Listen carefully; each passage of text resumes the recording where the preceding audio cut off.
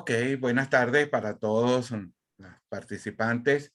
Tenemos conectado a Joanny, a Rosana, está el profesor Petrasco, está la licenciada Deyalín Rondón. Nos faltan varias participantes, esperemos que se puedan conectar. Tenemos previsto para hoy el módulo 2, que como les comentaba el día de ayer, es una revisión bien importante acerca de los procesos de la NIC 21 y de otros aspectos que el profesor Petrasco va a disertar con ustedes.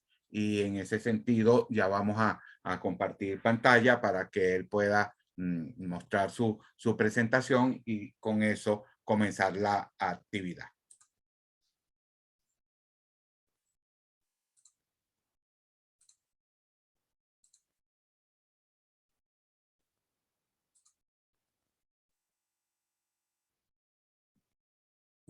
Ya, a ver si ya puedes verla, José, si puedes compartir.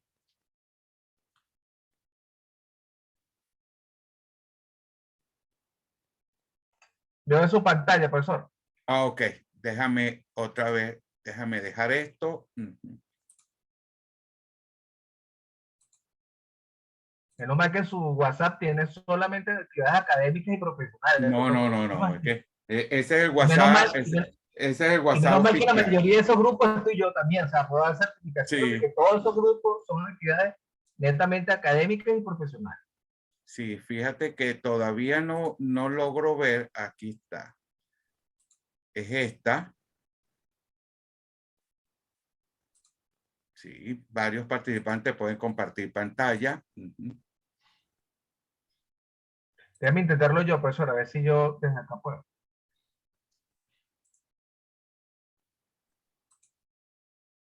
Sigue presentando usted. Sí, sigo. Sí, en eso. Déjame intentar yo por acá, profesor. Si quiere ser Ok. usted. Vamos a ver qué pasa por acá. Ahí debería estar viendo mi lámina. Ahí se están viendo perfectamente. Ya Joanny por ahí va a empezar a sufrir. Bueno, Joanny, discúlpame. Espero Joanny, que esto... los comentarios sobre las láminas los hacemos al final, ¿oíste? Sí, yo espero que para el próximo curso usted lo pueda ver mucho mejor. ¿Ok?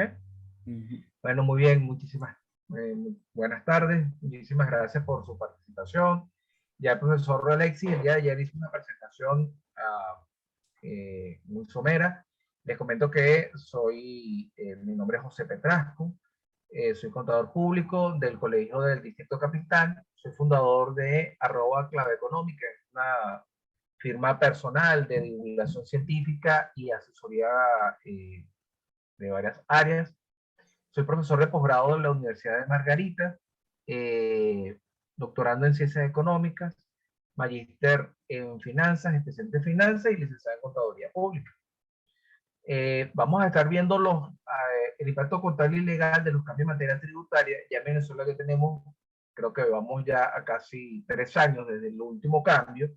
Los temas de lo que tiene que ver el análisis legal, vamos a recortarlo un poco, vamos a enfocarnos en ciertos aspectos claves, como ha dicho el profesor Alexis, en cuanto a las tasas de cambio. Entonces, varias láminas las voy a ver bastante rápido. ¿Okay?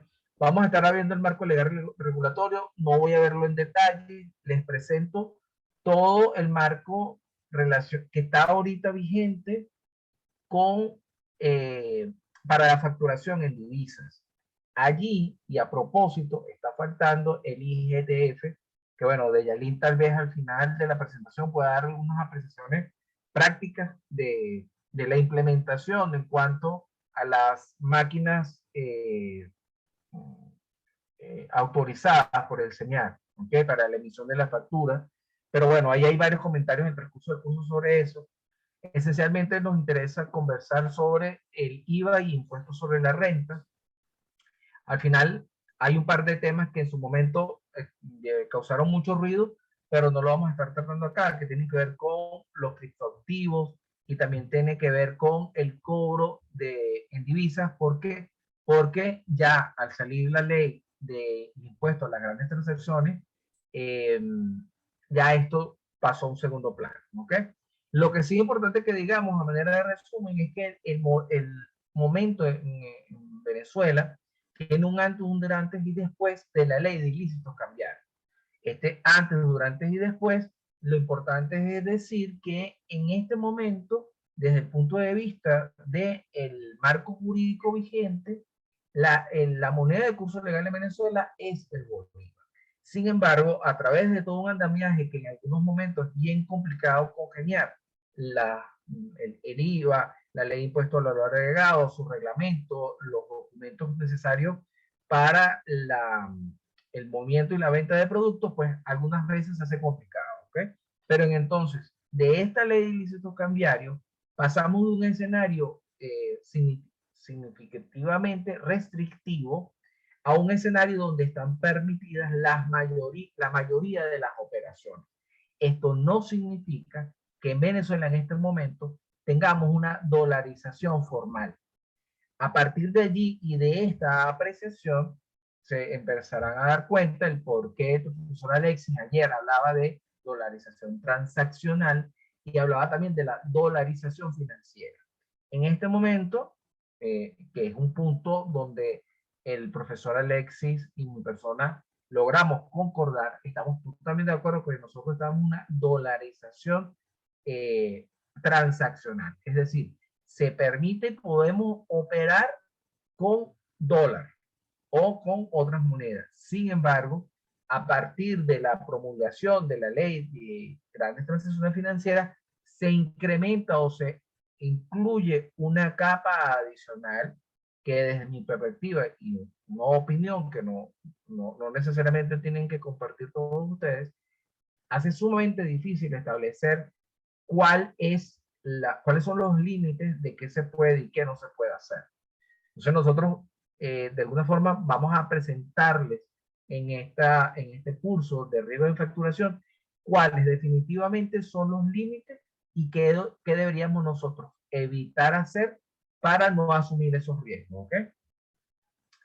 De las operaciones en divisas, nosotros obviamente nos vamos a centrar en el primero de los ítems que aparecen acá, que es la facturación en divisas. Sin embargo, existen otras tres operaciones que son muy relevantes, muy importantes, que vamos a estar viendo en el transcurso del curso, tanto mañana como el sábado, que son cobranzas en divisas, que ahí la compañera, la colega de Yalín va a estar haciendo bastante énfasis en cuanto a la facturación y cobranza y los posibles riesgos en el área tributaria. También en cuanto a la compra y un apartado específicamente para bonificación laboral en divisas. ¿Okay? Son las operaciones más generales y más rutinarias.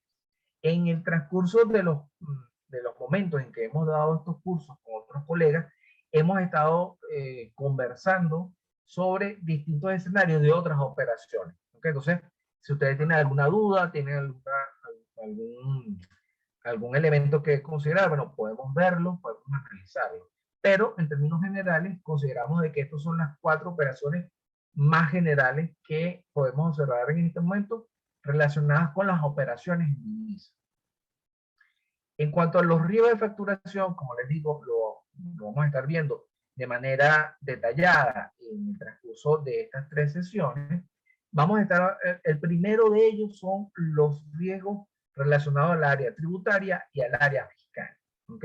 Como les digo, el día de mañana la colega de Yelin va a hacer un repaso bastante preciso de los riesgos tributarios y fiscales relacionados con la facturación en divisa. También hay unos riesgos de tipo legal que están relacionados a la facturación en divisas. ¿Ok? Si hay una pregunta, pueden abrir los micrófonos y me interrumpen. También vamos a estar hablando dentro de un momento, y también el profesor Alexis seguramente va a intervenir, algunos riesgos de tipo financiero y por último, riesgos operativos que, bueno, evidentemente va a depender de el giro económico, el modelo de negocio que cada uno tenga en su negocio, valga la redundancia, en el cual vamos a estar viendo entonces que efectivamente el riesgo de facturación de divisa incluye obviamente el cobro en divisas y la operatividad, ¿ok? De esa nueva manera de operar. Acá, bueno, ya entramos de lleno a lo que sería la NIC 21. Decía en cursos anteriores que la norma internacional 21 es una norma un poco más extensa, la que se exige para las pequeñas y medianas empresas. Entonces, entendiendo los conceptos de la norma internacional 21, es muy sencillo entender las normas para las pequeñas y medianas empresas relacionadas con el uso o el registro en moneda extranjera. Tres son los conceptos más importantes que nosotros tenemos que entender en cuanto a la NIC 21, que son tasa, moneda y partida. En cuanto a la tasa, de acuerdo a la redacción utilizada, los conceptos utilizados en la norma internacional de contabilidad 21, habla de tasa de cambio de contado y la diferencia de cambio. En cuanto a moneda, vamos a tener moneda funcional, moneda extranjera, moneda de presentación, y por último, en cuanto a las partidas, que es el elemento más importante dentro de la norma para su comprensión, son las partidas monetarias y las partidas no monetarias. Vamos a hablar entonces de las definiciones según la NIC 21. Según la NIC 21, la tasa de cambio es la relación de cambio entre dos monedas, un concepto bastante sencillo. En cambio, la tasa de cambio es la tasa de cambio utilizada en las transacciones con entrega inmediata. Y por último, entonces, la diferencia de cambio es la que surge al convertir un determinado número de unidades de una moneda a otra, utilizando tasas de cambio diferentes. ¿Ok? Estos son los tres conceptos de tasa de cambio. Importante. Acá se utiliza el concepto de tasa de cambio de contado. ¿Por qué? Porque la norma hace una diferenciación entre la tasa de cambio que se puede estar pactando con entregas a futuro. Ella define acá la tasa de cambio que vamos a utilizar, es la tasa de cambio de contado. En cuanto a la moneda, se define como moneda del entorno, la funcional como la moneda del entorno económico principal en que opera la entidad. Moneda extranjera es la moneda o divisa en cualquier otra distinta de la moneda funcional de la entidad. Y por último, la moneda de presentación, que es en la que se presentan los estados financieros. Más adelante, o si prefieren y tienen dudas al respecto, este tema de la moneda funcional dentro de los colegas contadores en los últimos 2 o 3 años ha sido tema no de polémica, pero sí de discusión en cuanto a si la moneda funcional en Venezuela puede ser una moneda distinta del bolívar. En mi opinión profesional, es posible considerar la moneda funcional, una moneda funcional distinta al bolívar. Sin embargo, cuando uno analiza todos los requerimientos o todas las actividades que se tienen que tener para hacer esto, en mi opinión, no son más los riesgos y los costos de control, de control interno relacionado a una moneda funcional distinta a bolívar que los posibles beneficios. ¿Qué estoy diciendo? Tiene que existir un análisis, ¿verdad?, de cuáles son los pros y los contras para una entidad en específico. Yo soy bastante escéptico en considerar en términos generales de que sí, de que es posible utilizar el dólar como moneda funcional. Yo, José Petrarca. En cuanto a partidas, que es el elemento más importante según la NIC 21, vamos a tener que las partidas monetarias son unidades monetarias mantenidas en efectivo, así como activos y pasivos que se van a recibir o pagar mediante una cantidad fija o determinable de unidades monetarias. Acá me permito abrirle el micrófono a los colegas que se encuentran acá. ¿Qué creen ustedes o cómo creen ustedes que define la NIC 21 a las partidas no monetarias?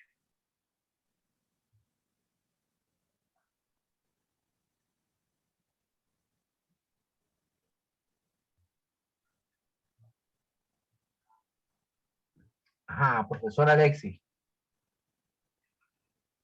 No, tiene el micrófono cerrado. Rosana abrió micrófono. Ah, Rosana, adelante. Bueno, no, yo había abierto el micrófono en la lámina anterior. Ajá.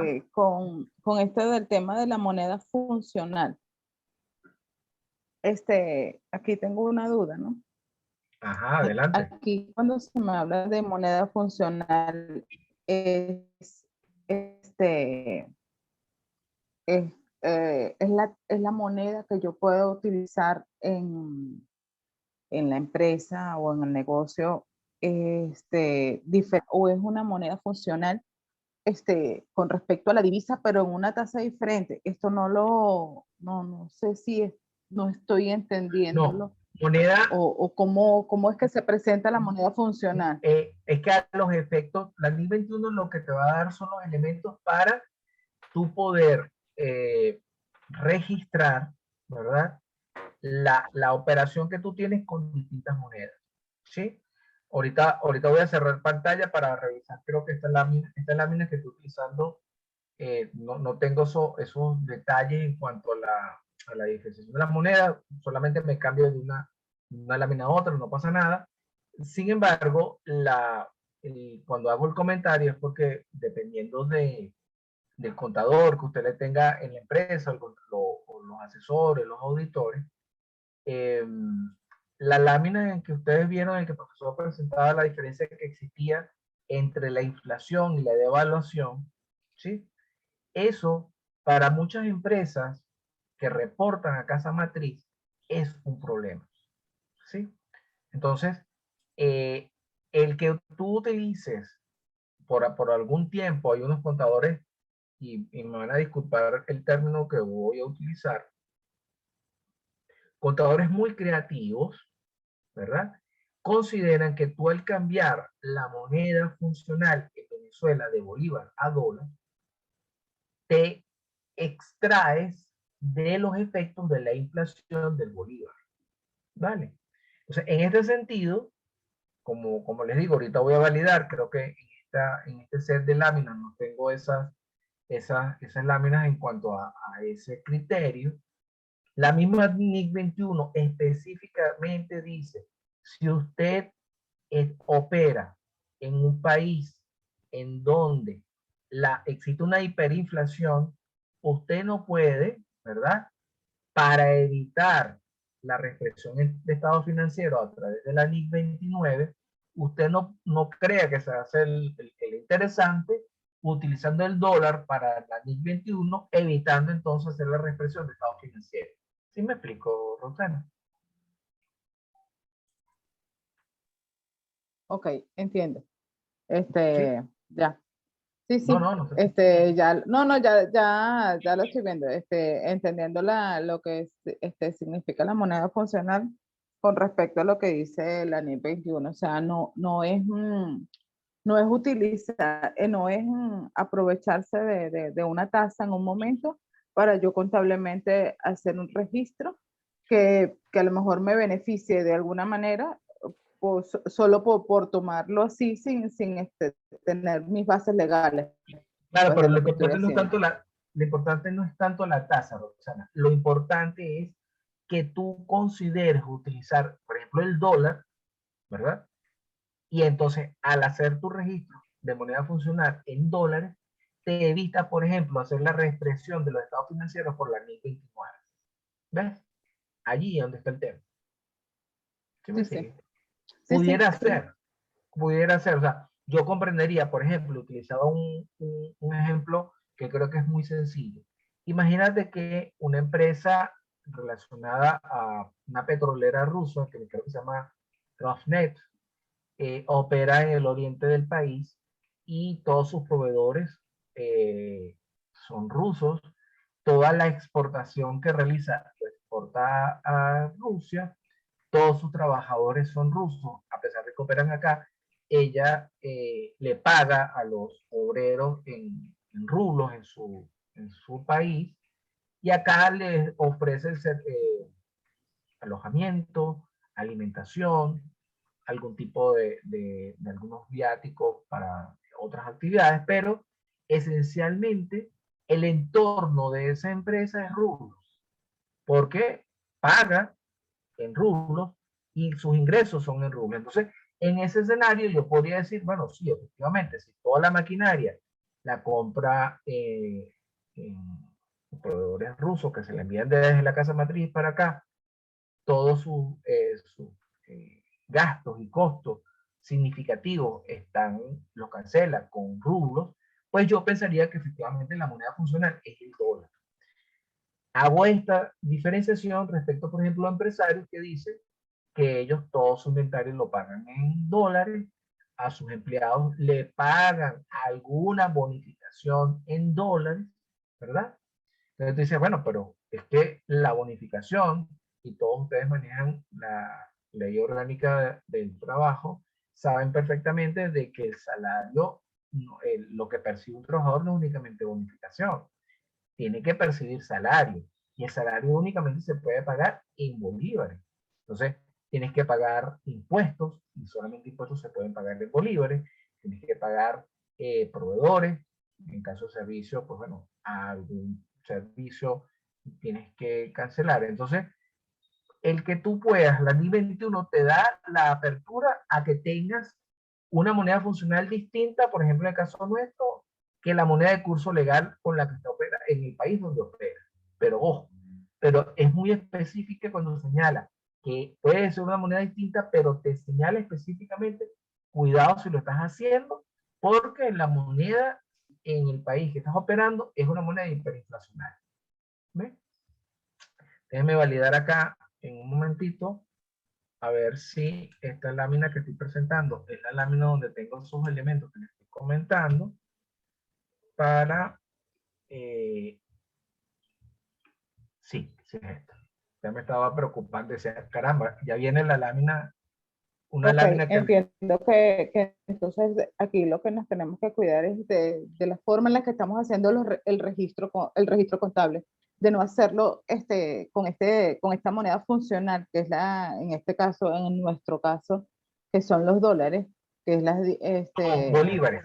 y no tomar en cuenta, es en bolívares, pero yo cancelo en dólares, hago el diferencial, pero tengo que estar pendiente de que lo que hacer es un ajuste por inflación para presentar mis estados financieros y no tomar en moneda extranjera.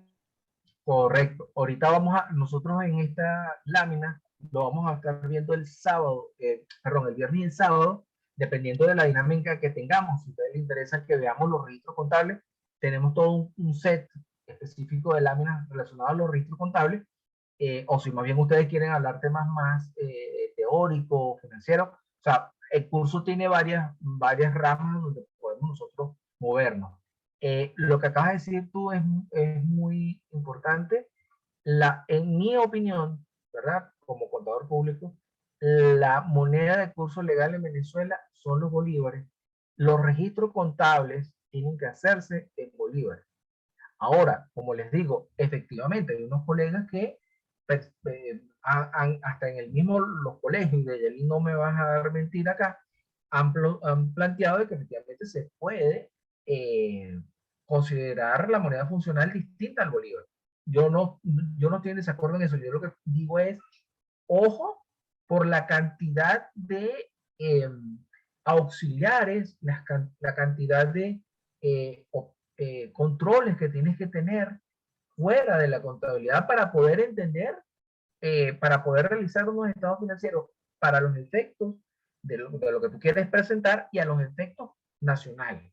Porque indefectiblemente tú tienes que presentar tus estados financieros en bolívares para el CENIAT, para cualquier organismo, para la banca, etc. Entonces, cuando tú dices la moneda funcional y tú la moneda funcional la pretendes utilizar únicamente para presentación de los estados financieros, ahí hay un problema.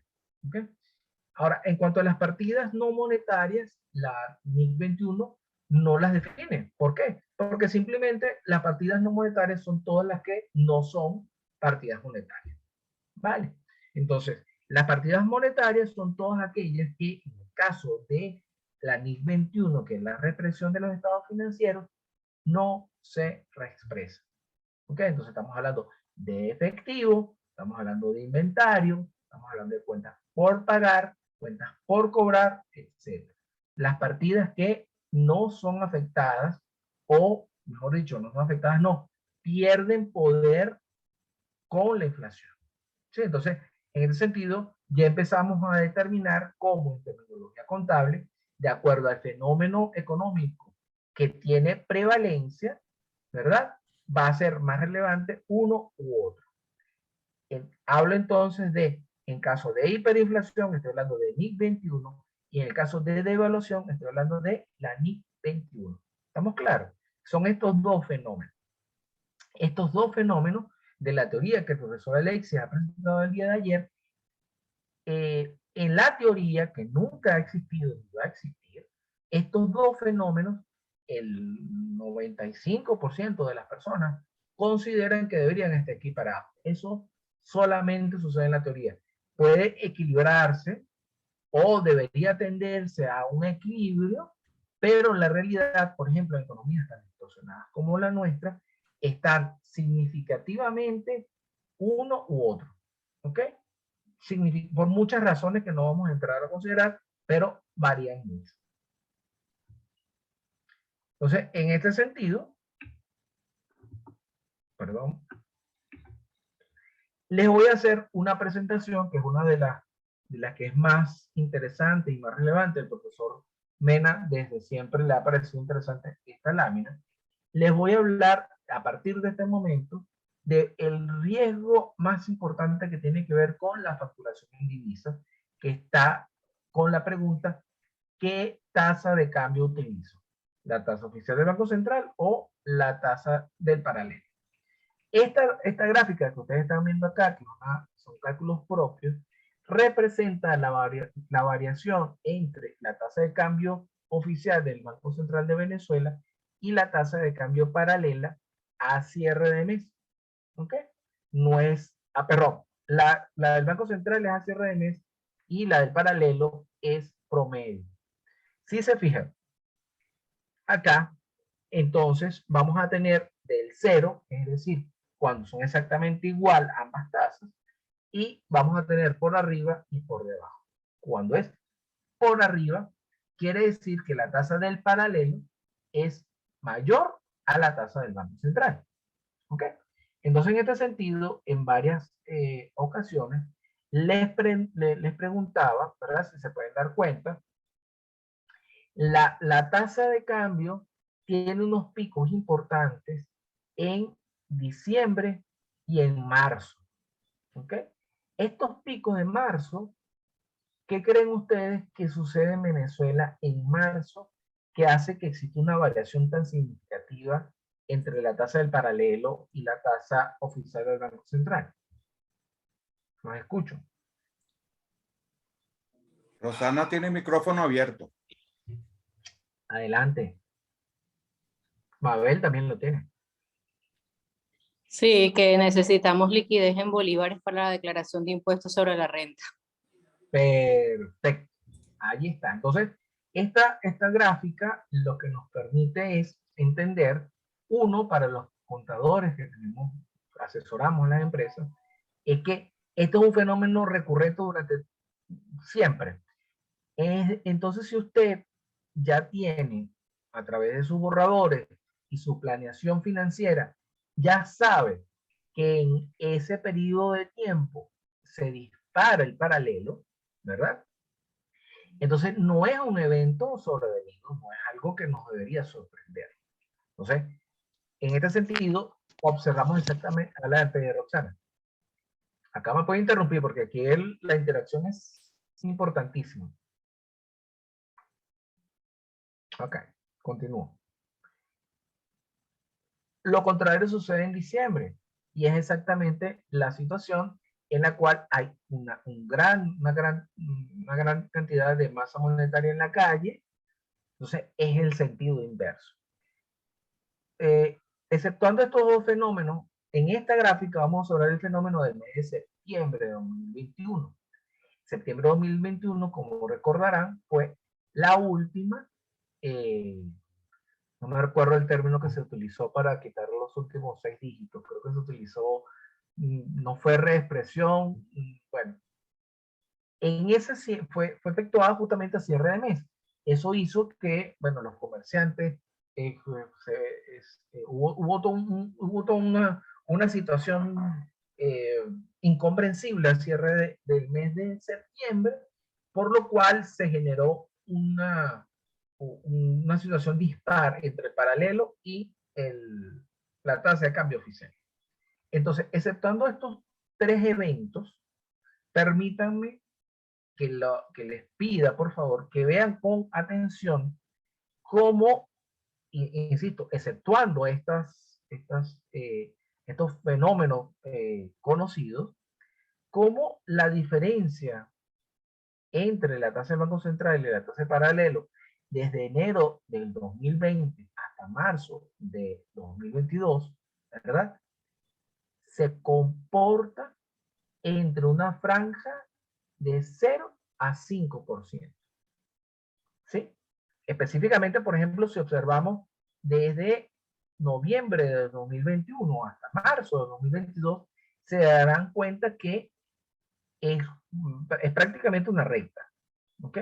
Se ha mantenido por entre 3 y 4%. ¿Qué significa esto? Como contadores y la administradora que se encuentra presente, sabemos que los términos de importancia relativa y materialidad que utilizamos los contadores para expresar nuestra opinión sobre los estados financieros es uno de los elementos, no el único, pero es uno de los elementos que consideramos para opinar sobre conocemos la auditoría de saldos de cuentas. Si la diferencia que observamos en una cuenta supera el 5% del saldo de esa cuenta, ¿vale? Entonces, en este sentido les pregunto, si no existe una diferencia superior al 5% a través del análisis de esta gráfica, ¿ustedes considerarían que el uso de una tasa u otra afectaría significativamente, solamente desde el punto de vista financiero, solamente desde el punto de vista financiero, afectaría significativamente los resultados o la presentación en los estados financieros de una empresa? Los escucho.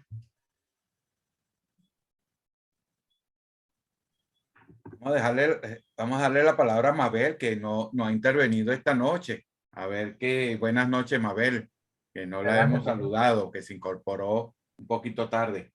Mabel, tú que estás manejando los estados financieros en la empresa. Adelante. Sí, buenas noches, sí, ya, yo hablé ahorita. Ah, me disculpa, ¿verdad? Que es que como estoy en el otro lado, otra computadora trabajando, pero estoy escuchando, entonces a veces no veo y me concentro en otras cosas, pero estoy pendiente. Adelante, Mabel. Sí, ya va, es que quiero que vuelvan a repetir la pregunta porque no la terminé de captar. Claro que sí. ¿Has visto esta gráfica? No es sorpresa, Mabel, para ti. Ajá. ¿Es Sí. sorpresa o no? No, creo, no la veo. Creo que más o menos se maneja dentro de lo que uno ya, los parámetros que uno más o menos ha estado manejando, pues. Sí sabes que en este último periodo la diferencia entre el paralelo y el Banco Central no se mantiene superior al 5%. Correcto, ajá. De hecho, estamos en un 3 y algo, más o menos. Exactamente, es decir, a pesar de que hace como 2 meses, el profesor y yo veíamos que sí se estaba separando y llegamos creo que hasta 7%, ¿verdad, profesor? Un 7%, creo que llegamos a ver en un día, creo que fue un principio de mes. Sin embargo, el día de ayer le decía al profesor, pero tomemos en consideración de que esas variaciones entre superior al 5% no se mantienen en todo el mes. Generalmente son de los primeros días de mes, pero para el final de mes, el Banco Central inyecta cierta cantidad de dólares al sistema y hace que se acorte la brecha entre uno y otro. Vamos a ver más adelante los temas de contabilización de ciertas operaciones, de que esa brecha, ¿verdad? Se registra a través de diferencia cambiaria, no es superior al 5%. O sea, a lo que vamos es, no es un elemento, ¿verdad? Significativo, desde el punto de vista financiero, operar con la tasa del paralelo. Eso es lo que a mí forma de entender el fenómeno, dice esta lámina. ¿Está bien? Yendri, Roxana, ¿qué opina? Yendri, no, desde ayer, aquí le estoy preguntando por el grupo, si está escuchando la presentación, pero ayer nunca nos confirmó si escuchó toda la sesión de ayer. Yendri, ¿solucionaste el tema que tenías de audio, del micrófono, de la cámara? ¿Has logrado solucionar algo? Estamos muy pendientes de tu participación. Adelante.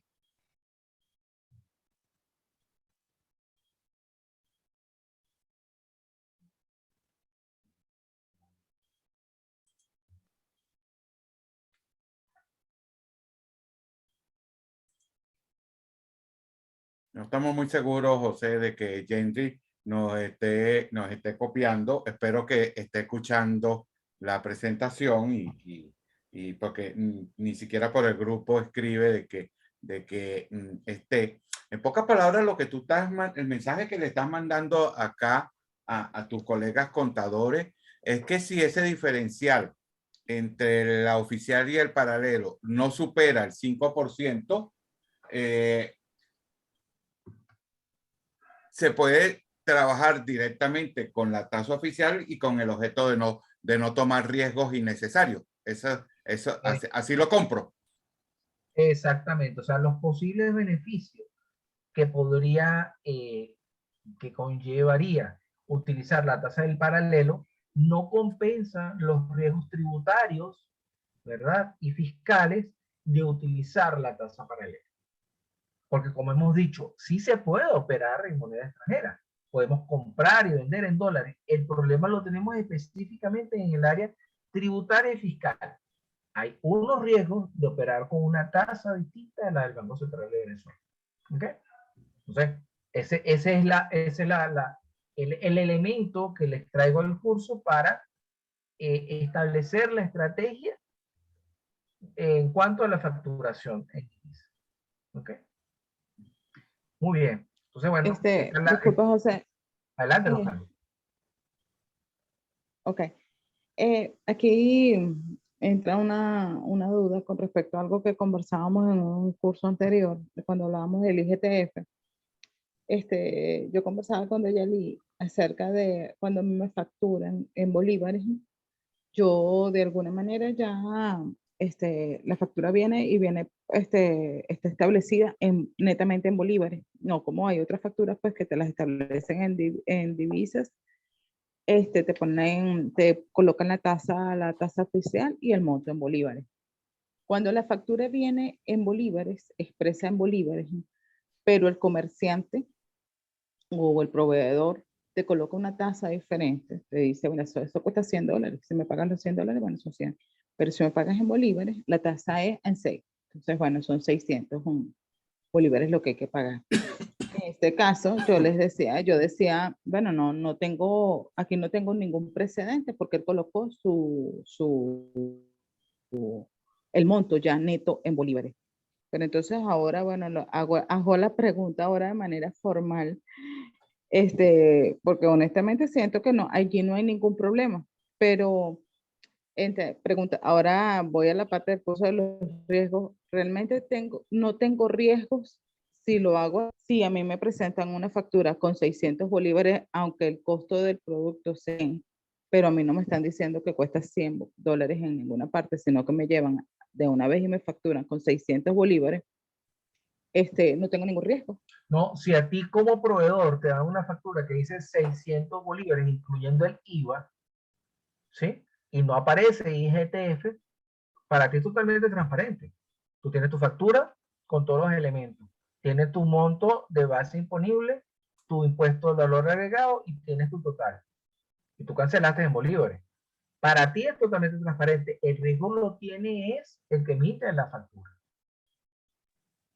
Ok, perfecto, entendido. No, así lo estaba manejando y me parecía que no, hasta ahora no, yo lo había planteado de esa manera. Pero José, bueno, pero el que emite la factura, disculpa que interrumpa, pero el que emite la factura no la emite en dólares, Porque si a Rosana le llega una factura por 600 bolívares, está emitiendo la factura en bolívares. Entonces, Claro. ¿cuál sería el riesgo del proveedor? No, del proveedor. Ahí viene de Yalín. No, no, todo. O sea, Claro, porque él todos los tendría, riesgos. el riesgo de él es un costo, justificar su costo. En base a qué él está colocando ese precio que está colocando facturado. No, la tasa de cambio que utilizó para el ingreso, en caso de que sea mercancía, y la tasa de cambio que utilizó para la salida de la mercancía. Exactamente. ¿Ves? Le, O sea, le altera inventario, o sea, son muchos riesgos que están asociados allí. claro, los costos que Claro. son justamente las láminas que vamos a ver más adelante. Ahí todos tus costos, ahí te va a llegar el CNT de decir, mire, señor, usted se cayó completo. Desde que hizo la compra, desde que hizo el ingreso, desde que lo metió como costo, y ya ahorita vamos a hablar de eso. ¿Ok? No, Pero y que el hecho, adelante, Roxana. para él medir su utilidad, por supuesto que al tenerla en bolívares, la utilidad se le va a disparar. Entonces va a tener una mayor utilidad al final del ejercicio. Claro, Porque, pero como de Yalín el día de mañana no voy a explicar, yo voy a tocarlo, pero Yalín mañana va a hablar de eso. El problema va a estar en cuando él quiera esos costos que sean deducibles de impuestos sobre la renta. Ahí es donde está el problema. Tú vas a tener una ganancia exorbitante. Bueno, si no te cae ninguna, si no te cae el señal en 3, 4 años, tú feliz. Ajá, pero el cuarto año, dentro de 3, 4 años, sí te va a llegar. Acuérdate que ellos te pueden pedir hasta 7 años de Yalí, pueden pedirte registro. 10 años. 10 años, muchas gracias. 10 años. Y ellos te van a pedir una factura de 10 años y te van a decir, tráeme la factura de esta compra de inventario. Y ahora voy a ir al registro.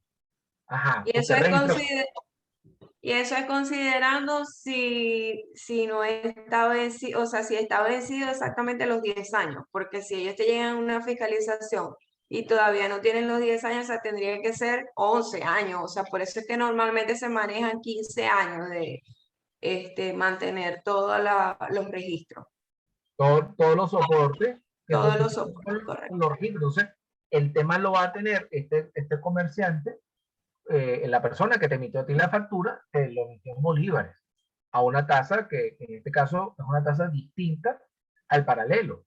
Bueno, ojo, él te puede estar cobrando a ti una tasa superior, pero si él registró a la tasa del Banco Central, ¿sí me explico? O sea, y lo vamos a ver en detalle, créeme que todo eso está bien desarrollado, Roxana, en la lámina siguiente, pero allí el tema es, al momento en que tú asumes una tasa de cambio distinta a la del Banco Central, empiezas a asumir unos riesgos que, como está diciendo de Yalí, si tienes un contador de esos imaginativos que dice, no hay ningún problema, hazlo. Ok, el problema lo vas a seguir teniendo tú dentro de 10, 15 años. Y ese contador se fue para España. Ahí es donde está el problema. Yo voy a intervenir aquí en mi ignorancia supina y voy a colocar de que yo soy ese proveedor. Yo le suministré a Rosana eso y pasaron 10, 12 años y viene la fiscalización del CENIA y encuentra que no se concuerda la factura con el registro y los inventarios y me impone una multa. Esa multa que me impone es sobre la base de esos 10 años atrás. No, de Yalín ahí va a ser muy específica mañana. Es que ese riesgo no es de multa. Ese riesgo no es de multa. Multa es, y como digo, yo nunca me he especializado en esa área. Normalmente las multas es cuando tú te pasas en unos días, normalmente es cuando tú te equivocas por error. Ese tipo de sanciones, dependiendo del grado, porque en este caso él estaría declarando unos ingresos que están de alguna manera distorsionados, o sea, tienen primero una tasa que no es la que corresponde. Segundo, quizás él está utilizando una valoración en divisa, ¿verdad? Ajá, ¿sobre la base de qué? él está comprando en divisas, él está obteniendo algún servicio en particular en divisas para él facturar en divisas. O sea, no es que yo facture en divisas porque yo quiero. No, yo tengo que tener una justificación de por qué lo estoy haciendo. Entonces, ese tipo de irregularidades nos pueden provocar sanciones como no es una simple multa. No. Pueden ocurrir cierre, reparo, o sea, que contrae muchas cosas. Exactamente, o sea, ese es precisamente el objetivo de este tipo de cursos. Diciendo, no es poca cosa que tú estés utilizando una tasa. Entonces, no, es que la tasa era nada más de, por decir algo, 3 céntimos. Sí, sí, no, pero es que esa no era la tasa que tenía que utilizar. O sea, en este caso no es tanto. Y si En este eso, caso, disculpe, si no, eso no, es no, recurrente, por ejemplo, ellos pueden evaluar hasta aquí tanto tú cometiste el mismo error varias veces. O sea, quiere decir que si lo hiciste varias veces, lo hiciste conscientemente de lo que estabas haciendo. no es un error. No, No, entonces no es se puede considerar un error. Se puede considerar como que tú te le estás desviando la información a la administración tributaria. O sea, son muchas cosas que eso puede conllevar. Eso es defraudación tributaria. Defraudación tributaria, correcto. Yo Y tengo eso es penalizado hasta con cárcel. Correcto. Yo tengo una pregunta. En mi caso, yo facturo servicio. No tengo inventario, sino que es servicio. O sea, mi factura dice manejo, obviamente al cliente le ponemos, por ejemplo, un fee mensual de $800. Y yo la mayoría de las facturas las hago a tasa Banco Central y las hago en bolívares. Hay algunos que pagan en bolívares, pero hay algunos clientes que me dicen que les facture a tasa del paralelo. Pero por eso, mi pregunta es, porque a mí no tienen con qué compararme, porque yo no tengo como inventario, o sea, yo no tengo un costo de eso. No, pero en este caso, Giovanni, más adelante vamos a ver esos detallitos. Como consultor, lo que te digo es, agarra simplemente, utiliza la tasa y la divides entre la del paralelo y emites tu factura igualita. El monto en bolívares va a ser más alto. ¿Sí? Claro. Entonces, como él te pague, independientemente si él te lleva el efectivo, tu factura en bolívares. El monto en bolívares para el Yo siempre facturo en bolívares, eso sí, pero o sea. Ya está. Ok. Ya está. ¿Está bien? Ok. Muy bien, seguimos. Gracias, Deyalí, por tu intervención. Profesor Petrasco, usted quería que se armara la discusión, ahí tiene, pues Y, ya. no, y mañana van a hacer unas discusiones que yo sé que ella va a aportar elementos muy relevantes. Muy bien, ahora que ya vimos entonces este elemento significativo, vamos entonces, como ya les había comentado anteriormente, un llamado de atención a los colegas y digamos a los empresarios y los comerciantes. Es importante que tengamos en consideración que son varios los ámbitos en los cuales el profesional de la contaduría debe desarrollar su profesión. Por un lado, está el conocimiento teórico y la aplicación en contexto de las distintas normativas y reglamentos. En el caso de las normas internacionales, estas indicaciones o en la terminología pasada que todavía lo utilizamos, decimos principio de contabilidad generalmente aceptado. Esto quiere decir que no son ni absolutos ni mucho menos de aplicación estándar para cualquier circunstancia. Asimismo, las normativas de aplicación fiscal deben ser conocidas y comprendidas. En el caso de la NIF 21 se reconoce que el diferencial cambiario será costo o gasto y el mismo será un desgravamen del impuesto sobre la renta en el sentido en que las leyes lo determinan. Es decir, lo que ya de Yalina ha esbozado diciendo en cuanto a la defraudación fiscal es, ojo, cuidado, tiene usted un contador que dice una barbaridad, porque el riesgo de esa barbaridad lo asume la empresa. ¿Sí? Entonces, en el caso específico de diferencial cambiario, el impuesto sobre la renta lo reconoce, pero siempre y cuando utilicen la tasa de cambio oficial del Banco Central de Venezuela. ¿Sí? The economy is stupid. La economía es estúpido, ¿verdad? Fue una frase muy utilizada en la política estadounidense, durante la campaña electoral de Bill Clinton en 1992 contra George H.W. Bush, el padre, que lo llevó a convertirse en el presidente de los Estados Unidos. La frase se instaló en la cultura política estadounidense y también internacionalmente. Usualmente se expresa precedida la palabra es. Adicionalmente, la estructura de la expresión orientada a destacar lo esencial en una determinada situación ha sido utilizada para referirse a otras cuestiones consideradas esenciales, como es el déficit, estúpido, es la empresa, estúpido, son las matemáticas, estúpido, son los votantes, estúpidos, etc. Porque esta lámina que pareciera ser fuera de este contexto que estamos hablando de la tasa de cambio, ¿verdad? Y la pregunta a ustedes, ¿qué es lo que es realmente importante con relación al registro de las operaciones en moneda extranjera?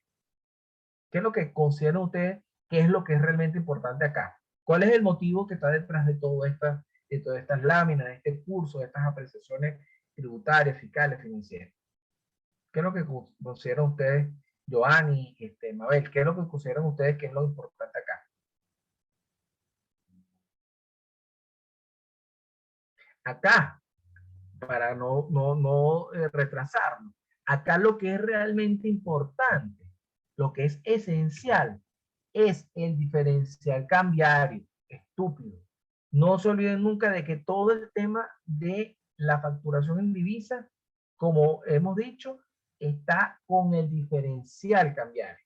Es que tú registres un diferencial cambiario, es registrar el diferencial cambiario. Una operación en moneda extranjera necesariamente conlleva entonces con el registro del diferencial cambiario. Y ahí es donde está el problema. Entonces, el diferencial cambiario de las partidas monetarias, de acuerdo a la NIS 21 del párrafo 28, nos dice que la diferencia de cambio que surja al liquidar las partidas monetarias, las partidas monetarias o al convertir las partidas monetarias a tipos diferentes de lo que se utilizaron para su reconocimiento inicial, ya se han producido durante el periodo o estados financieros previos, se reconocerán en los resultados del periodo en el que aparezcan, con las excepciones descritas en el párrafo 32.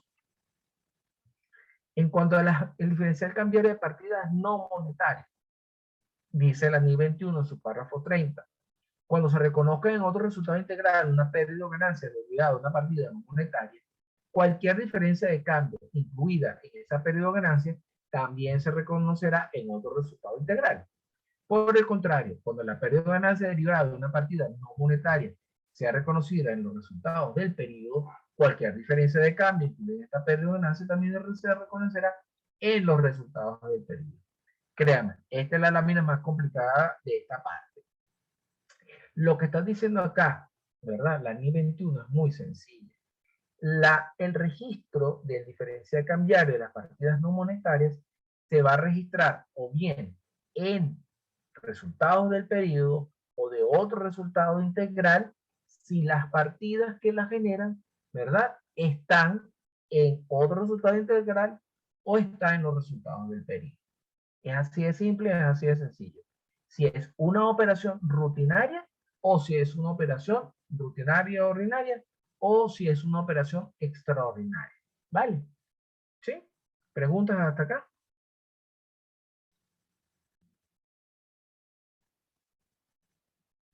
Ok.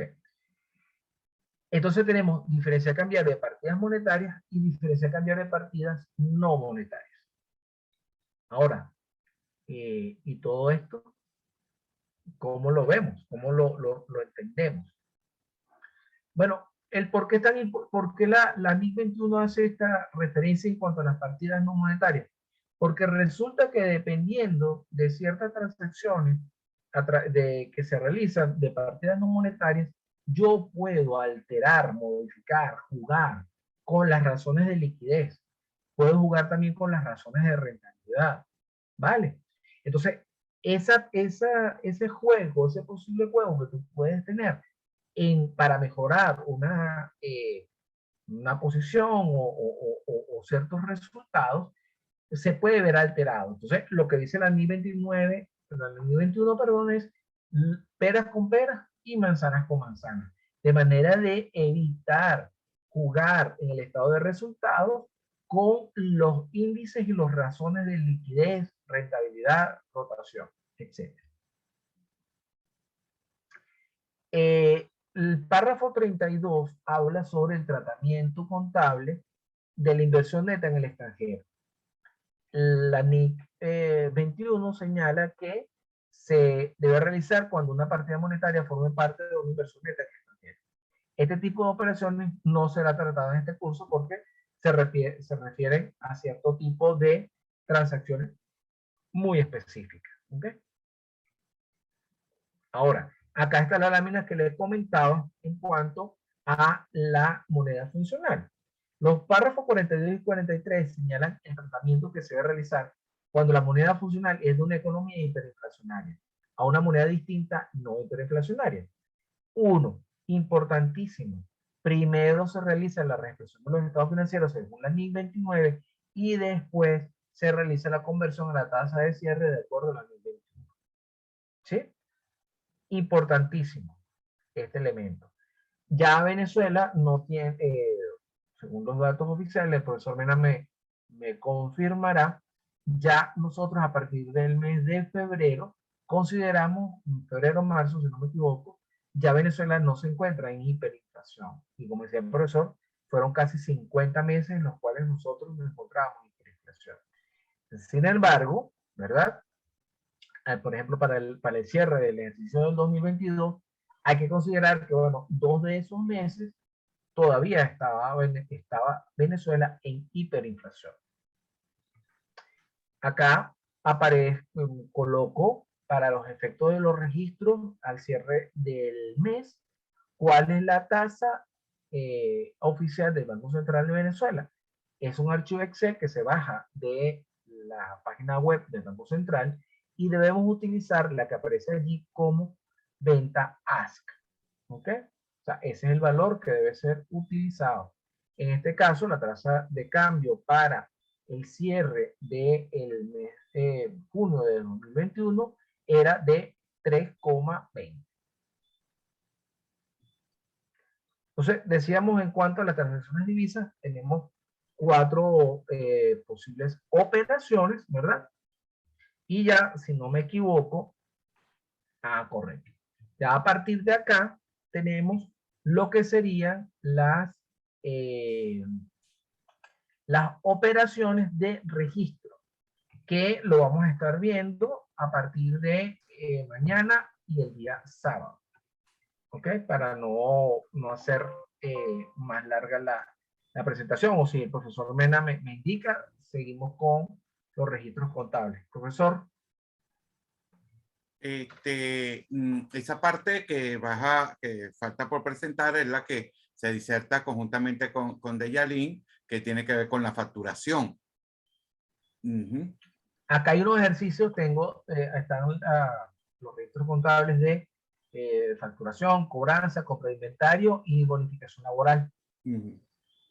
Ahora, hiciste ahí una acotación que es interesante, porque en el momento en que estábamos editando los cursos anteriores, todavía estábamos en fase de hiperinflación. ¿Será que puedes volver a mostrar esa lámina específicamente que señalas con hiperinflación?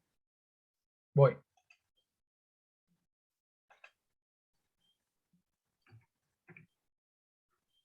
Ajá. Ok, dale atrás. Ajá. Otra. Ajá. Esos resultados, y si no hay hiperinflación, sino simplemente la moneda está funcionando, la moneda oficial y la moneda en divisa, en una economía donde simplemente hay alta inflación, pero no pisamos esos niveles de hiperinflación, ¿cómo registrar esto? El tratamiento que da sigue siendo igual en la NIC con relación a ello. No, porque cuando no estás en hiperinflación, no estás obligado a hacer la NIC 29. Entonces, allí sí. Es bien interesante esa acotación, que solo la NIC 29 operaría para la economía cuando se encuentren en hiperinflación. Sí, Así es. Así es. Mm, Ahora, y es parte de una discusión teórica que, bueno, como usted sabrá, profesor, mi interés no es complicarle los cursos a las damas que se encuentran acá. Sin embargo, mi opinión académica al respecto es muy crítica. ¿Por qué? Porque y acá hay contadores, y Deyalín también puede hacer referencia a esto, la NIC 21 utiliza elementos cuantitativos para señalar cuando hay una hiperinflación, ¿sí? Pero como venezolano que ha vivido acá, ¿verdad? Existe las disputas, y lo tengo en este momento en el doctorado, mi tesis doctoral, muy posiblemente sea de esto. Cuando nosotros leemos la NIC 29 y el resto de la normas internacionales de información financiera, trata de explicar qué es una economía hiperinflacionaria o qué elementos debes considerar para entender que estás en hiperinflación. Una es que esa economía, la población prefiere utilizar una moneda distinta a la local. Ese es uno de los elementos cualitativos. Otra es, entre varios, que se define una economía en hiperinflación. Es muy difícil establecer unos pronósticos económicos. Hay mucha inseguridad, ¿verdad? O sea, se tiene poca confianza en que las predicciones o las proyecciones económicas del organismo regulador se van a cumplir. Entonces, esos son elementos cualitativos. Entonces, cuando me dicen, no, ya Venezuela no está en hiperinflación, me viene a la mente el famoso meme que dice, ah, entonces Venezuela se arregló, ¿no? No. no. Por lo menos, de hecho, hasta el año pasado, en el caso, por ejemplo, de la empresa donde yo laboro, se manejan los presupuestos administrativos, ¿verdad? O sea, la gerencia designa un presupuesto para cada proceso, para los gastos que competen, los gastos normales y cotidianos de la empresa. ¿Qué pasaba? Que esos gastos, ¿verdad? Se establecían inicialmente como por cultura general, normalmente va basado en un porcentaje de los ingresos que hayas obtenido. Entonces, ¿qué pasaba? Era en bolívares. Y en un momento donde la gerencia general decidió de que eso fuese dolarizado, pues, de que porque no, ¿qué pasaba? Aun cuando estaba dolarizado, ¿verdad? Por ejemplo, casi trimestral, bimensual, había que hacer aumentos para poder ajustar esos montos que aun cuando estaban en dólares, a bolívares equivalentes no daban, o sea, siempre había que hacer. Y este año, ¿verdad? Se hizo lo mismo. De hecho, se hizo un ajuste significativo en divisa y pues a la fecha que vamos, le puedo decir que esa cantidad de aumentos realizados ha bajado muchísimo. Entonces ya ahí tú notas de que ya la economía está teniendo otro, o sea, ya no está otro comportamiento, correcto. Así es. Entonces, lo que queremos decir con esto es que y partimos de la primera conversación que teníamos en este curso, que yo le decía al profesor, estamos tomando como ciertos datos que provienen del Banco Central de Venezuela en cuanto a inflación y devaluación.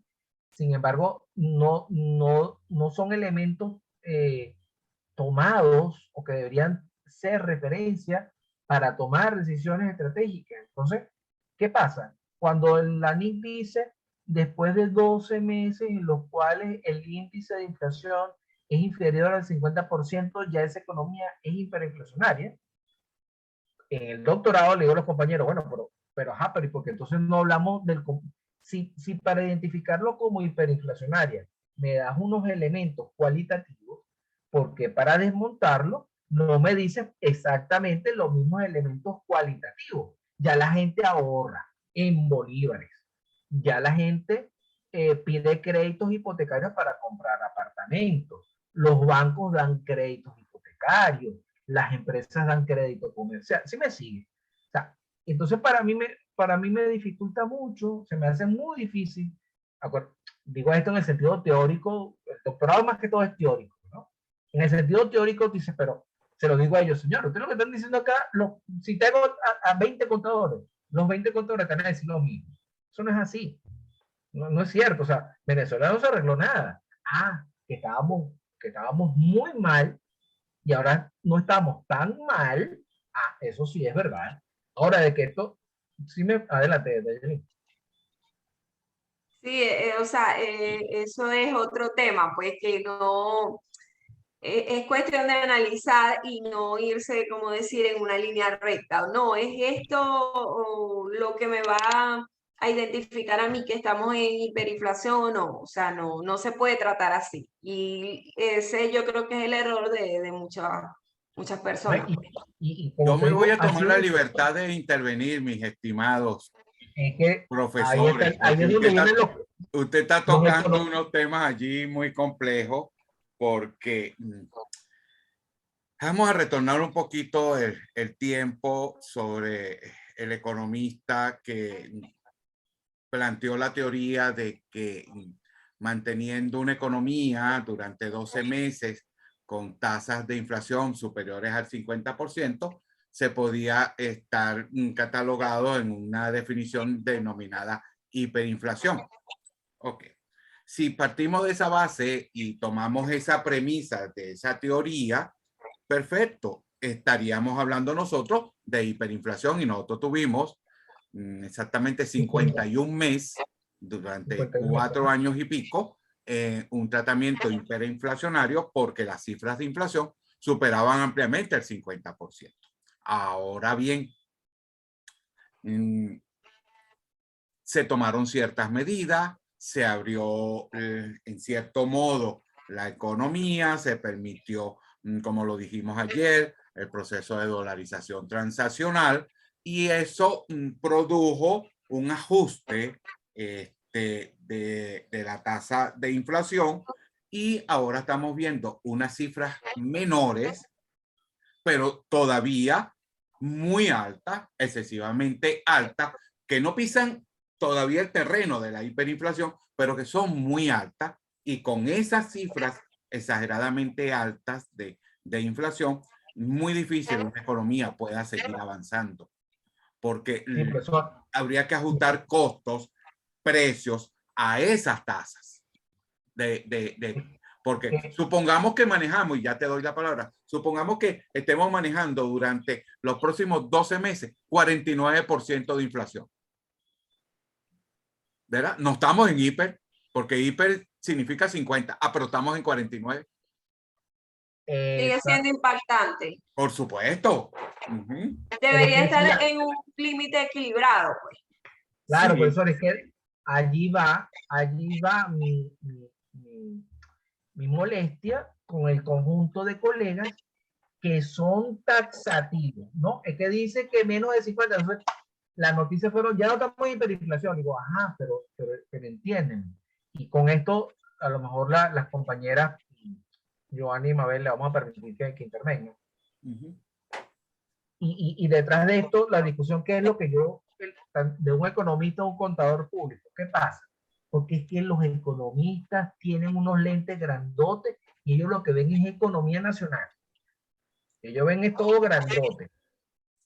Pero los contadores vemos el micro, el chiquitico. Esta compañía, ¿sí? La que yo llevo. Entonces, ¿qué pasa entre el macro y el micro? Un fenómeno que es el que en Venezuela ha afectado muchísimo, que la metodología de la determinación de la inflación a través del INPC se hace con una determinación en el cual, por ejemplo, una empresa en Caracas que opera en el sector de comercio al detalle de productos importados, tiene una inflación muy superior a la que refleja el INPC. Cuando ella calcula cuánto es su inflación interna, se da cuenta que la del INPC está muy baja. Entonces, ahí viene el problema. No, tú vas a dejar de expresar los estados financieros si este indicador, que no tiene una correlación con la que tú estás teniendo, deja de ser 50. Sí, pero es que la mía sigue siendo 56, por ejemplo. ¿va? Entonces, tienes un problema de la presentación del estado financiero en la cual posiblemente a ti te puede dar, disculpen que utilice términos poco agraciados y que no se utilizan en el área contable. Puede ser que tú tengas un cáncer en tus estados financieros y no te des cuenta hasta que se rellene. El problema por está eso- en que, disculpa, Deyalín, el problema está en que tú tienes que registrar a la tasa del Banco Central, no a la Sí. tasa que tú tienes como empresa y que tú mides como Sí. empresa. Y te puede estar dando unos resultados del ejercicio que hasta puedes pagar dividendos. Ujú. ¿Sí me explico, Dayalín? Adelante, Dayalín. Sí, lo que quería acotar en referencia a lo que estaba hablando es que por eso se dice que hay muchas empresas que se van a la quiebra precisamente por estrategia financiera. Es ahí donde el contador, ¿verdad? Tiene, como quien dice, la última palabra de ver cómo maneja el tratado de cada una de esas cuentas a nivel financiero. Porque si lo hace exactamente en una línea recta, como le vuelvo y le repito, no le van a dar los números y automáticamente va a tener que cerrar o va a tener que... Porque una realidad es para cada empresa, o sea, cada empresa tiene una realidad diferente a la que podemos ver en Así es. Entonces, específicamente, en el caso del INPC, es un indicador que debería reflejar, en términos generales, desde Maracaibo a Puerto Ordaz, desde Cumaná hasta San Cristóbal, a todas las industrias, todos los comercios. Entonces, si tu empresa tiene unos porcentajes más altos o más bajos de inflación interna respecto a la inflación de referencia, tú puedes tener una afectación patrimonial que no lo vas a ver hasta que el momento que te diga, bueno, pero ¿por qué no tengo capital de trabajo? Bueno, porque es que tu estructura de costo te está reflejando que tenías ingresos, pero no te estás dando cuenta de que eso acumulándose mes tras mes, estás teniendo un deterioro de los activos, que son en este caso es un tema de activos, un deterioro de activos, y aquí de Yalín ya seguramente está pensando la cuenta que está relacionada a esto, tiene unos deterioros de activos que no lo reflejan los estados financieros, producto de un deterioro patrimonial. ¿Sí? Entonces, ojo, con esto me regreso del tema 100% teórico al tema práctico. Pero déjame abrirle ahí un espacio. Hace años atrás, lo que pasa es que las limitaciones de información oficial son tan opacas hoy día que uno accede a esa información oficial y prácticamente no hay información. Hace años el Banco Central publicaba la inflación general del país, el índice de precio al consumidor general, y también publicada los índices por regiones, la región occidente, la región oriente, y en ese sentido uno podía apreciar cómo en ciertas regiones había un nivel de inflación mucho más alto que en la ciudad capital, en la región central, y si la norma, y ahora voy con la norma contable, hubiese podido permitir hacer esos ajustes, que no sé si lo permite o no, entonces pudiera ser muy favorable para esas empresas que tienen una inflación muy diferente por su sector, distinto del resto de los sectores y del resto de la economía del país. Entonces, si simplemente hoy en día tenemos esa opacidad y el Banco Central se vio obligado, el gobierno nacional se vio obligado a mostrar la cifra, aun cuando la fuente, algunos amigos que todavía me quedan allá adentro me dicen, esto se viene haciendo todos los meses, se prepara todo exactamente igual, se entrega a la gerencia de precios al consumidor, el gerente, y de allí ¿qué pasa hacia arriba? No saben porque eso está guardado. Pero todos esos cálculos se hacen, pero no se publican. porque es muy posible que en la región donde está Deyalín la inflación sea mucho más elevada, de Bolívar, Zulia y todo ese sector sea mucho más elevada que en la región central, o a la inversa. Entonces, es cosa de que en algún momento volvamos a ver nosotros esas cifras y que se pueda sobre eso, y como estás señalando tú, tomar decisiones, porque impactan los niveles de los activos, el valor de los activos, a la hora de que tú quieras hacer alguna reinversión sobre ello. No es lo mismo hablar con un IPC de 6% en la ciudad de Caracas que a lo mejor con un IPC del 12% en el interior del país, cosa totalmente diferente. No nos hemos escapado, Joanny, Mabel, Rosana. Rosana tenía, para ver si está conectada, Joanny, Mabel y Rosana, no nos hemos escapado de la discusión, porque todo esto tiene que ver con la presentación de los estados financieros, solo que apasiona estas discusiones cuando uno se mete y encuentra limitaciones y manos atadas a la hora de que uno quiera hacer las cosas como realmente tienen que suceder.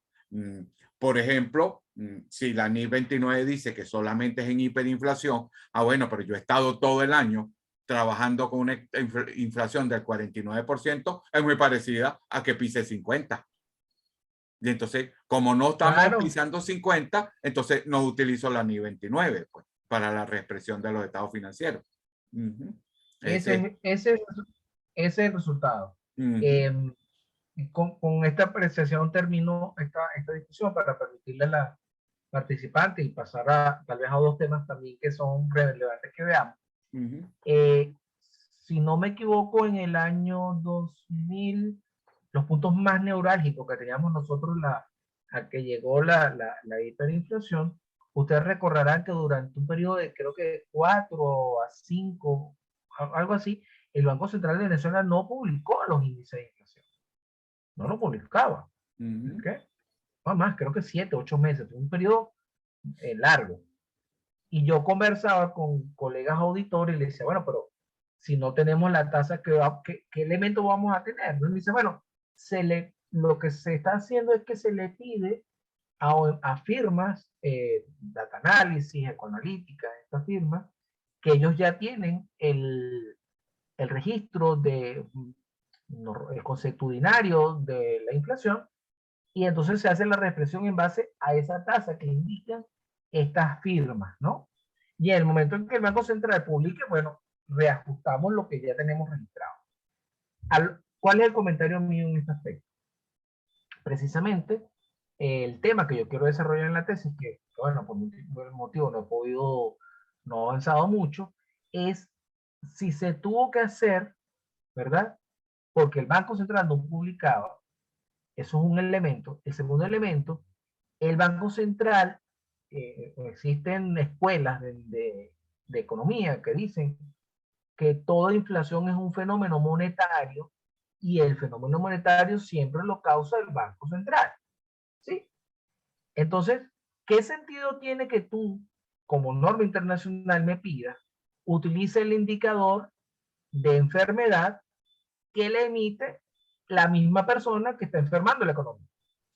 Vale, entonces, la propuesta que yo tengo en mente, que necesito desarrollar, es decirle, ya va, pero tú me estás diciendo que le haga caso al que está enfermando esa economía por múltiples motivos, pueden ser varios, pero esencialmente es un fenómeno monetario. Entonces, si tú me indicas, si tú dices esto, dale a los contadores que puedan generar su inflación interna con su estado, que te lo demuestre y diga, mira, la inflación de este mes es de 38,75. La inflación que me está indicando o que no tengo o no tengo, es de 36. Nosotros tenemos un principio que dice, bueno, si en un escenario que te desfavorece, regístralo. Y si te favorece, espera. ¿Cierto o falso, Deyalín? ¿Cierto? Entonces, Disculpe, volver a repetir, que no lo Si tú escuché. calculas tu inflación interna y dices que es de 35,75, inflación mensual, ¿verdad? Y la que te genera el Banco Central te dice que la inflación fue de 38 y a ti una inflación superior te desmejora, te deteriora tu capacidad financiera, el principio de contabilidad de conservación te dice no registres, tenlo Exacto. allí, tenlo allí, pero no lo generes como ingreso, ¿cierto? Sí. La propuesta mía que yo quiero llevar como resultado de la tesis es necesario y obligatorio que cada empresa genere su inflación interna, la compare contra el indicador, ¿verdad? El indicador nacional. Y haciendo esa diferencia, ella va a registrar lo que, si la favorece, o sea, ¿O no? cuál de las dos es la que es menos favorable. Y Ma- utiliza esa. Mabel acaba de dar una afirmación y sería bueno que no solo escribiera, que tuve la oportunidad de leerlo por aquí rápidamente. Mabel, te cedemos la palabra para que te metas en esta disertación profunda de inflación.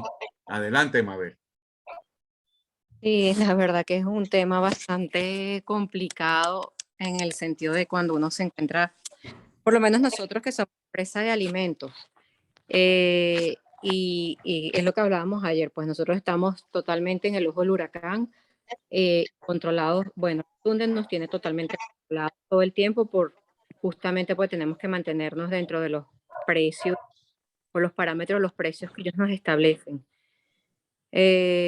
Ahorita cuando estamos, estos últimos, como estamos hablando, estos últimos 50 meses que fueron hiperinflacionarios, era bastante complicado, pues porque nosotros, por supuesto, como todos tenemos que facturar a tasa Banco Central, pero cuando teníamos que hacer reposición de inventario, reposición de material de empaque, de cualquier tipo de mercancía, eh, se iba todo con el dólar paralelo. Entonces, cuando uno se daba cuenta, uno decía, bueno, uno está vendiendo a un precio Banco Central, que en ese momento la tasa era muchísimo más baja, por supuesto, era en esos momentos a lo que era paralelo, y tú decías, bueno, ¿cómo hago para alcanzarle al paralelo para poder cubrir toda la demás diferencia que me están generando los costos directos e indirectos? Pues es un tema bien complicadito, de verdad que sí. Pero bueno, nada, de eso se trata ahorita que establezcamos distintos parámetros y opiniones para justamente para el registro pues de esta... Mabel, te paso una pregunta acá indiscreta. ¿Ustedes en la organización logran calcular su inflación interna? José, quita la lámina para verlo, para verlas a todas. Quita la presentación y así podemos ver a todos. Y es una buena pregunta, no solo para Mabel, sino para las otras compañeras que están en el curso. Mabel, te preguntaba el profesor Petrasco si ustedes internamente calculan su propia inflación. Adelante. No, realmente, o sea, podemos entre nosotros mismos lanzar números de, no lo establecemos de manera formal, pues, pero sí, por supuesto, para nosotros podernos manejar y mantener, por supuesto, un flujo de caja y un capital de trabajo acorde, uno va estableciendo o por lo menos proyectándose en el sentido, bueno, nada, resulta que para yo hacer la reposición de inventario o esta próxima reposición de inventario de mercancía, mira, me tengo que proyectar a un, no sé, un 30, un 40% más de lo que yo pueda estar vendiendo ahorita o el tipo de precio que está vendiendo ahorita. Por lo menos nosotros a nivel de mercancía nos jugábamos, o bueno, en esos momentos mucho con los tipos de mercancía que ofrecíamos. Pues de repente los que estaban regulados, los primeros rubros que estaban regulados por el gobierno, tipo caraotas, lentejas, arvejas, que son los principales productos, no podíamos salirnos los parámetros que nos establecían. Pero bueno, de repente lo que es garbanzo, maíz cotufa, que eso sí no estaban regulados, entonces uno jugaba por ahí y era lo que hacía que nos fuéramos compensando. Así es, Supongo que esa misma situación se la se la estaba ajustando, y aquí vamos a especular, la gente del señor Lorenzo Mendoza con su producto y Alimentos Polar, en los cuales la regulación sobre sus alimentos básicos es muy fuerte, pero tienen otros, por ejemplo, la cerveza, que no tiene ningún tipo de regulación, y ahí hay una cierta compensación entre el portafolio de productos contra aquellos con los cuales se generan pérdidas, y eso puede ser totalmente demostrable. Se generan pérdidas cuando los costos superan a muy amplio el precio en que me permiten venderlo, pues. Pero Así mismo. sí, entonces esa es una situación bien compleja, muy difícil, y que merece astucia de parte de ustedes que están manejando toda la empresa a la hora de decidir sobre qué puede hacer tus proyecciones, especialmente tu flujo de caja, el capital de trabajo, como lo señalaba, sobre qué tasa de inflación yo voy a hacer los ajustes pertinentes en los próximos meses, y en cierto modo es como que la hagamos de manera muy sencilla, y si cada uno de nosotros a nivel personal puede establecer su nivel de inflación, la inflación de Alexis Mena, de Petracu, de cualquiera de nosotros, igualito lo podemos hacer en la empresa a la hora de ver los productos que compramos, a qué precio los compramos en este mes, en el otro mes, y podemos establecer nuestras variaciones directas de precios. Y esa variación directa de precios, simplemente eso se denomina inflación. Así que es bien interesante que próximamente Mabel pueda montar un simple modelo muy sencillo de tus compras y de tus gastos que mantienes durante un proceso de un mes determinado, y lo comparas al siguiente mes, y ese diferencial es el que vas a tener que ir haciendo los ajustes pertinentes a la hora de elaborar tu flujo de caja y mantener el capital de trabajo intacto. Así Correcto.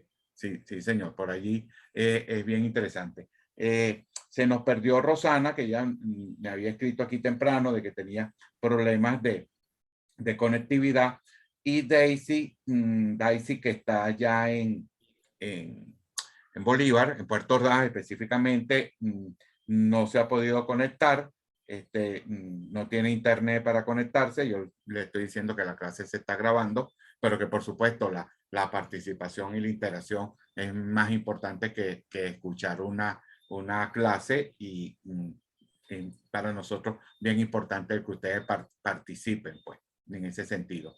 Te quedan unos minutos, José, si quiere señalar la forma como vamos a abordar mañana, viernes, y el sábado. Antes que lo digas, Mabel, ¿fuiste tú la que planteaste? Sí, creo que fuiste tú, Mabel, la que planteaste que comenzáramos, que comenzáramos la actividad del sábado un tanto más temprano, ¿no? ¿Fuiste tú? Sí. Ajá. Como Bien. dicen, toca entrar, pues era ver si había la posibilidad. Ok, si hay la posibilidad, a pesar de que yo tengo actividad los sábados hasta la 1 de la tarde, el profesor Petrasco, usted pues tiene actividad de 2 a 4. Lo que pudiéramos hacer es tratar de comenzar más temprano, a eso de las 4:30, si nos ponemos de acuerdo todos, de forma tal de que a las 6:30, más tardar las 7 de la noche, ya estemos listos, y no a las 9 de la noche, pues.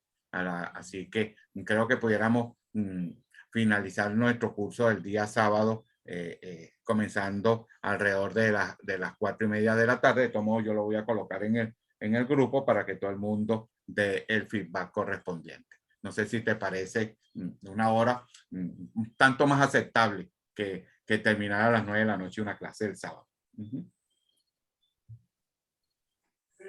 Sí, bueno, para mí sí. Es cuestión de que lleguemos a un contexto.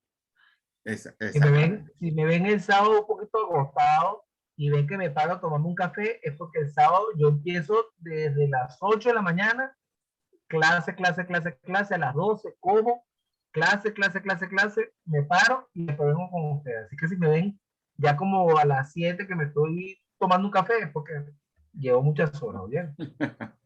Ok, para que resuman lo que tienes previsto conjuntamente con Deyalín para mañana y el sábado, porque esto se alarga. en función a lo que dejaron pendiente. Adelante, José.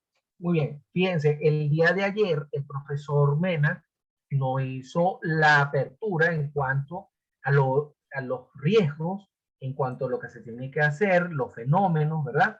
Y nos permitió todo el marco teórico para entrar, como ya efectivamente hemos hecho nosotros el día de hoy, y comenzamos con los riesgos contables. ¿Ok? Entonces hemos visto la norma, hemos visto los párrafos más significativos y los elementos que encuadran los registros contables de la NIC 21. Ahora, por hoy vamos a pausar un momento la NIC 21 en cuanto a los riesgos contables.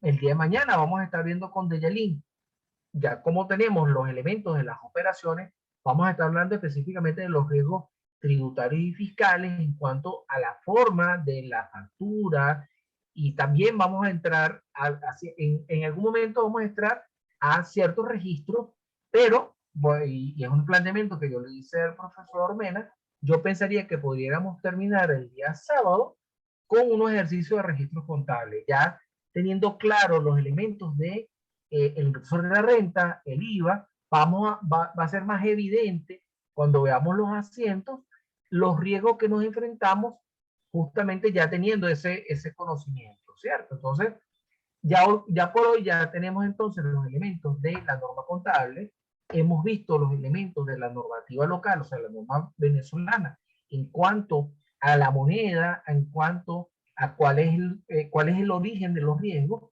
y hemos determinado que en cuanto a la contabilidad, en cuanto a la NIC 21, el riesgo más relevante está asociado con la tasa de cambio. ¿Cuál es la tasa de cambio que utilizamos? ¿Vale? Mañana entonces también de Yalín va a tener la batuta en cuanto a todo lo que tiene que ver los riesgos tributarios, IVA, impuestos sobre la renta, deberes formales, etc. Y vamos entonces, en lo que ya termine, vamos a entrar un poquito también, el profesor Mena, vamos a hablar de los riesgos financieros. Vamos a ver muy rapidito porque puede ser muy complejo y no es el objetivo de este curso, los objetivos financieros, pero entonces sí vamos a entender ya para el día sábado un marco, ¿verdad? De los tipos de riesgos. Vamos a ver, entonces tenemos tributarios, fiscales, algunos financieros, contables, y entonces ya allí ya vamos a tener el marco completo. ¿Vale? Deyalín, adelante. Sí, correcto, porque la idea es, en términos generales, que podamos ver los diferentes escenarios, ¿verdad? En términos generales, que nos puedan identificar, nos permiten identificar esos riesgos y que es la parte fundamental de la formación, que podamos identificar estos riesgos a nivel tributario, económico, financiero, pero en cuestiones generales, porque si nos pudiéramos estudiar por la NIC, pasaríamos cualquier cantidad de tiempo acá, igual con las leyes, con todo. Y como le decía el profesor, y la realidad es que en Venezuela, por ejemplo, nosotros los colegas nos metemos en el IGTF para ver todos los pormenores, la máquina de registros y la máquina cómo se cobra, y vienen nuestros estimados dirigentes nacionales y dicen, eliminamos el IGTF, me di cuenta que tener una máquina fiscal era muy costosa, ¿verdad? Entonces yo no le voy el gobierno no quiere que el pequeño empresario quiebre, entonces elimina el IGTF y nosotros todo ese conocimiento lo perdemos. ¿Vale? Entonces, lo importante es el formarnos en cuanto a la estrategia, que ustedes tengan esa visual de estrategia y digan, bueno, sé que tomando A, B, C o D decisión hay unos riesgos, pero yo metiéndome por la A, ya yo sé cuáles son los riesgos que yo voy a tener y yo me preparo, ¿vale? Como le decía una persona, bueno, tú prepárate, tú sabes perfectamente que en el momento en que caiga el señal, ya tú sabes qué te va a preguntar y ya tú sabes qué vas a responder. Y ya está. Entonces, bueno, siempre en los negocios siempre vas a tener riesgos, siempre. Lo importante es que tú escojas a cuáles riesgos quieres tú enfrentar. Lo que no puedes estar es que los riesgos te tomen a ti desprevenido. Desprevenido, correcto. Sí, profesor Mena, puede despedir. Sí, señor. Le agradezco a ambos que nos hayan ilustrado esta noche con muchos aspectos que tienen que ver con los registros, las operaciones. Mañana creo que va a ser bien nutritiva porque van a ver los casos prácticos y el cierre del sábado todavía mucho más. Como decía Deyalín, si nos metemos a profundidad podemos estar hablando un curso de quién sabe qué cantidad de horas. Lo importante es que nosotros le demos algunas herramientas clave de cuáles son los riesgos y cuáles deben la empresa, porque es una decisión de cada uno de los que manejan la directiva de las empresas, saber cuáles han de asumir y de qué forma lo han de asumir, y en función a eso tomar las medidas, las estrategias necesarias para poderlos abordar con antelación y evitar el impacto que eso pueda generar. Eso es lo que tenemos previsto para mañana y el sábado. Ya yo escribí por allí en el grupo de 4:30 alrededor hasta las 7 aproximadamente, y esperemos ver los diversos comentarios. Joanny, agradecido por estar conectado con nosotros esta noche. Mabel, por tu participación, siempre bien ilustrativa. Yendri, ando muy preocupado, Yendri, porque no nos ha manifestado de ninguna forma de que esté escuchando toda la disertación que estamos. Recuerda, y ya lo estás viendo, que la participación es bien importante, porque esa es la única forma en que podamos nutrirnos de todo. Esperemos que Rosana y Daisy ya mañana hayan superado su problema de comunicación. Rosana está en Valencia y eso es normal que en Valencia tengamos graves problemas de conectividad, y en Puerto Ordaz algo pasó a Daisy que no se pudo conectar. Lo dejamos por esta noche hasta acá y nos vemos mañana, si Dios quiere. Como de costumbre, envío el link tanto más temprano y inmediatamente comenzamos nuestra actividad. Que pasen una feliz noche todos. Que descansen. Feliz noche. Feliz noche. Gracias a todos, que descansen.